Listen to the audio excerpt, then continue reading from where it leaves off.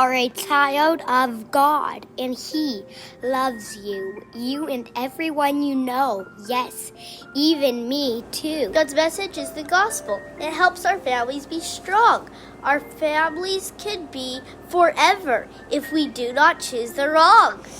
God teaches the prophets who then teach us. Some people listen while others make a fuss.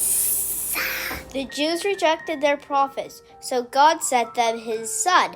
Then they rejected their Savior and His apostles, every last one. So God took away prophets for a very long time.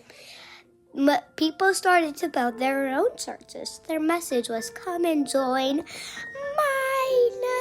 In the spring of 1820, a young boy was confused. He didn't know which church he should choose. He read in James 1:5, if any of you lack wisdom, let him ask of God. So he prayed to ask God which church was right, and the Father and Son appeared to him in a pillar of light. In his own words, he said, I saw a pillar of light exactly over my head, above the brightness of the sun, which descended gradually until it fell upon me. When the light rested upon me, I saw two personages, whose brightness and glory defy all description. Standing above me in the air, one of them spake unto me, calling me by name, and said, pointing to the other, This is my beloved Son. Hear him. Jesus said, join no church, for none of them are mine.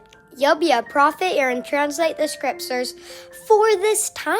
God wants you to know the Book of Mormon is true. And if you know that, you will know Joseph was a prophet too. So go to God in prayer and pray with real intent. God will show you He is there, and the message you've heard is the message He sent.